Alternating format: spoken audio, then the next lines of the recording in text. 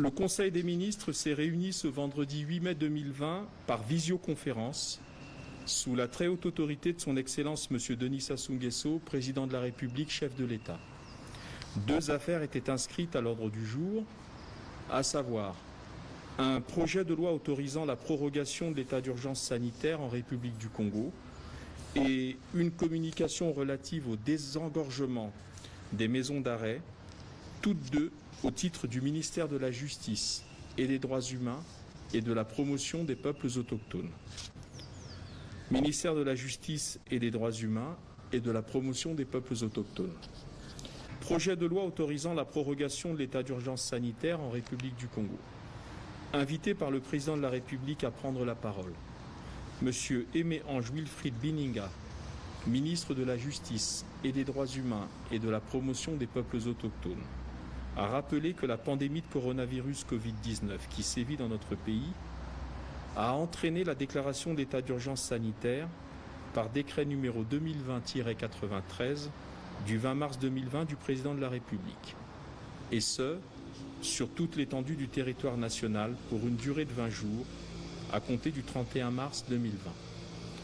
Face à l'évolution de cette pandémie, l'état d'urgence sanitaire, initialement décrété, a été prorogé par le décret numéro 2020-118 du 20 avril 2020 pour une nouvelle période de 20 jours, après autorisation du Parlement. Et ce, conformément à la loi numéro 15-2020 du 20 avril 2020, autorisant la prorogation de l'état d'urgence sanitaire en République du Congo.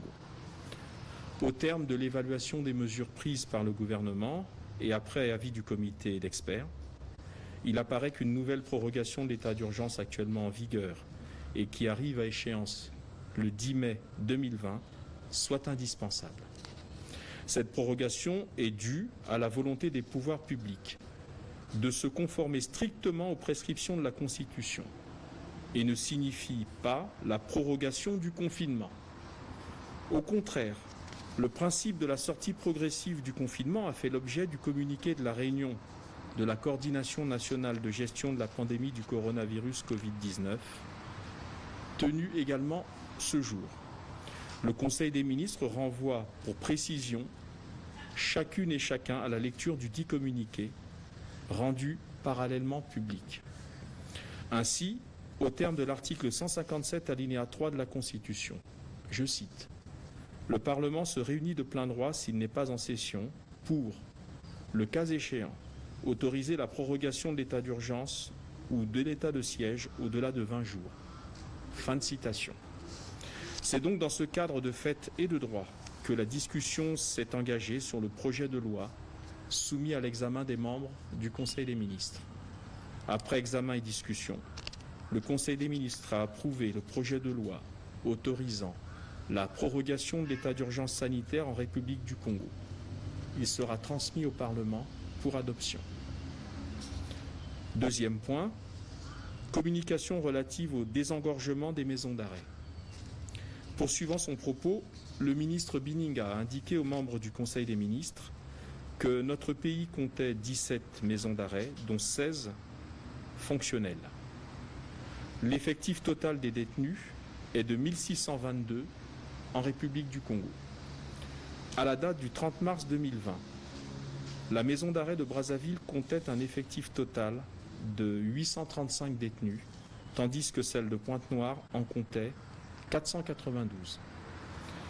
Afin de prévenir une éventuelle contamination de masse dans les maisons d'arrêt, au sein des brigades de gendarmerie et des postes de police, les ministres en charge de l'Intérieur, de la Défense et de la Justice ont signé conjointement une circulaire afin d'interdire les visites et encourager le respect scrupuleux des mesures d'hygiène dans ces lieux de détention.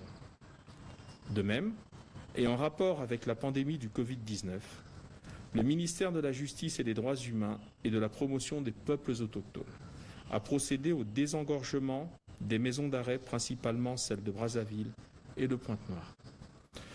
Les mises en liberté de détenus irrelatives ont ainsi concerné les prévenus en attente de jugement qui avaient dépassé les délais de détention préventive.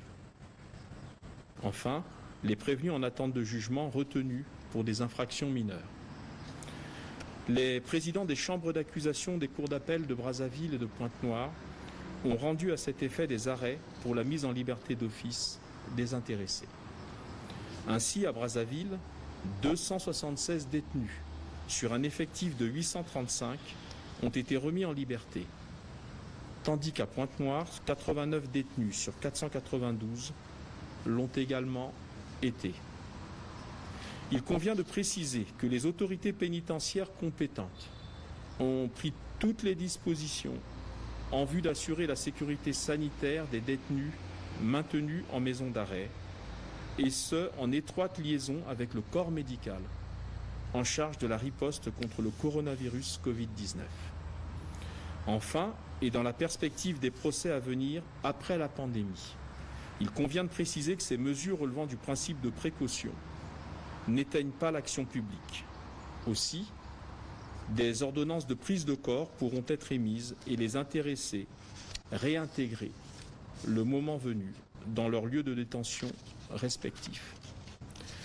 Après avoir pris bonne note de cette situation, le Conseil des ministres a vivement opiné sur le souci de la part des départements ministériels concernés de prendre en compte la nécessité de prévenir et freiner la propagation de la pandémie dans les lieux de rétention et de contrainte par corps placés sous leur juridiction. Plus rien n'étant à l'ordre du jour, le président de la République a alors levé la séance. Commencé à 16 h, la réunion du Conseil des ministres a pris fin à 16 h 45 min.